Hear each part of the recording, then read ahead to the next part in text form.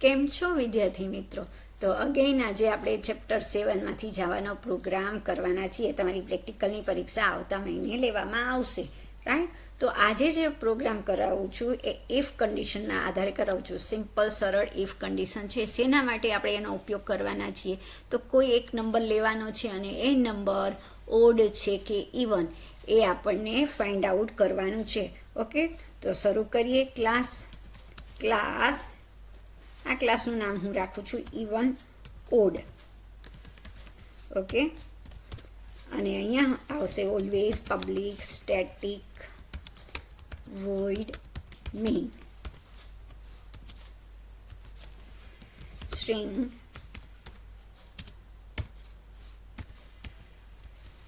ARGS argument, string argument, right?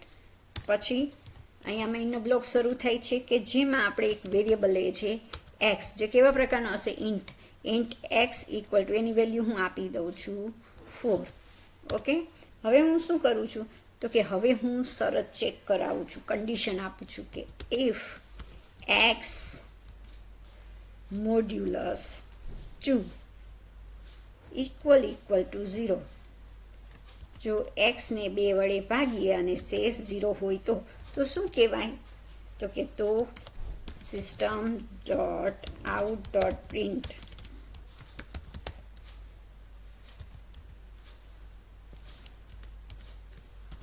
X print કરે, right? અને પછી તરત જ એવું લખેલું આવે કે એક્સ છે એ system dot out dot print LN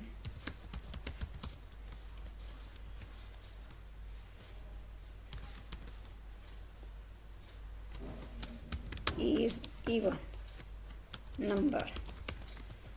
okay, x છે ઇવન નંબર છે. કઈ રીતે આપણે ચેક કરાયું? એક્સની કન્ડિશન દ્વારા. ઇફ કન્ડિશન ચેક કરે છે કે એક્સને 2 વડે ભાગીએ. આપણે બધાને ખબર છે કે કોઈ સંખ્યા છે ઇવન હશે. કઈ રીતે? તો કે એક સંખ્યા છે અથવા એક્સ છે જો 2 વડે ભાગી શકાય, રાઈટ? નિશેષ ભાગી શકાય. આપણે ગુજરાતીમાં શું કહીએ કે જે સંખ્યાને 2 વડે નિશેષ ભાગી શકાય એવી સંખ્યા એટલે બેકી સંખ્યા, બરાબર ને? તો એ જ આપણે ચેક કરાવ્યું કે એક્સને 2 વડે ભાગીએ અને જો શેષ 0 હોય તો નિશેષ ભાગવું મીન્સ શેષ 0 આવી, right? So x modulus 2 equal to, અહીંયા ડબલ ઇક્વલ ટુ છે તો કમ્પેરિઝન ઓપરેટર તમે ભણી ગયા. આ ઇક્વલ ટુ છે, અસાઇનમેન્ટ ઓપરેટર છે. જ્યારે ઇફ છે શરતી વિધાન છે તો ઇફની સાથે ઓલવેઝ આવે કમ્પેરિઝન ઓપરેટર, રાઈટ? તો આપણે ચેક કરીએ છીએ કે એક્સને 2 વડે ભાગીએ અને શેષ 0 હોય તો એ ઇવન નંબર કહેવાય, એટલે બેકી સંખ્યા કહેવાય. અધરવાઇઝ તો કે એલ્સ, રાઈટ? એલ્સનો બ્લોક આવશે. તો એલ્સમાં શું લખીએ છીએ આપણે? System dot out dot print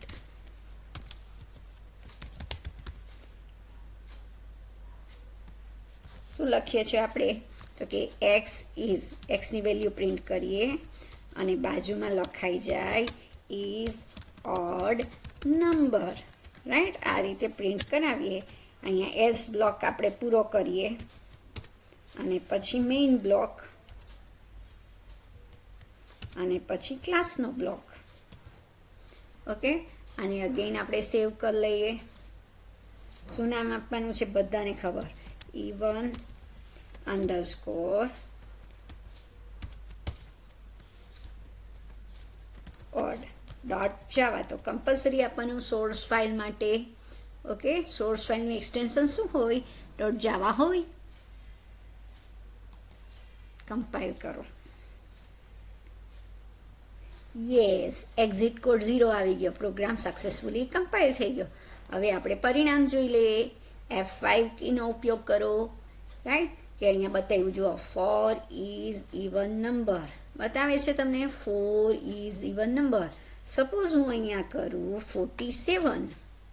okay, ચલો હવે મને કમેન્ટ કરીને કહો 47 છે એટલે શું જવાબ આવશે? બોલો જો, શું જવાબ આવશે? 47. તો આ રીતે અગેન સેવ કરી કમ્પાઇલ કરો. એક્ઝિટ કોડ 0 આવે એટલે રન કરો. તો જુઓ 47 ઇઝ ઓડ નંબર. ખ્યાલ આવી ગયો ને? તો એકદમ સરળ પ્રોગ્રામ છે. ઇવન ઓડ આપણે કન્ડિશનનો ઉપયોગ કરો, if condition, if statement, if else, સાદું, રાઈટ. નેસ્ટેડ ઇફનો ઉપયોગ આપણે કરી શકીએ ગ્રેડ આપવા માટે. ઓકે, પણ આ સાદું ઇફ એલ્સ છે કે જેનો ઉપયોગ કરીને આપણે ફાઇન્ડ આઉટ કરી શકીએ કે એક્સ છે ઇવન નંબર છે કે ઓડ નંબર, એટલે કોઈ પણ ઇન્ટીજર વેલ્યુ હોય એ તમારી ઓડ નંબર છે કે ઇવન નંબર, એકી સંખ્યા છે કે બેકી સંખ્યા. એના માટે ઇફ સ્ટેટમેન્ટનો ઉપયોગ કર્યો આપણે, કે જેમાં આપણે ચેક કર્યું કે એક્સ નંબર છે 2 વડે નિશેષ ભાગી શકાય તો એ બેકી સંખ્યા કહેવાય, નહીં તો એ એકી સંખ્યા કહેવાય. ઇફ એલ્સ, બરાબર ને? રાઈટ. એના માટે આપણે કમ્પેરિઝન ઓપરેટરનો ઉપયોગ કર્યો અને મોડ્યુલસ ઓપરેટર પર્સન્ટેજનો ઉપયોગ કર્યો છે. ઓકે, તમને આ પ્રોગ્રામ આવડતો છે કે નથી આવડતો, અથવા સમજાયો કે નથી સમજાયો, બરાબર ને? રાઈટ. તો તમે સમજીને આ પ્રોગ્રામ મોઢે લખી શકશો. એવું નહીં કે આ પ્રોગ્રામ યાદ રાખવાનું, ગોખવાનું, પણ તમે સમજો, લોજિક સમજો કે એનું તર્ક શું છે, રાઈટ. એના આધારે તમે કોઈ પણ આવો પ્રોગ્રામ લખી શકો છો. તમને તર્ક ખબર હોવું જોઈએ, એની પાછળનું લોજિક ખબર હોય અને તમને વાક્ય રચના આવડતી હોય જવાની, તો તમે સરળતાથી ફૂલ માર્ક્સ મેળવી શકશો. So please keep watching my videos and keep learning. Learning is must, is life time, બરાબર ને? આ એક્ટિવિટી લાઈફ ટાઈમ થવી જોઈએ. સો keep watching and keep learning. Thank you.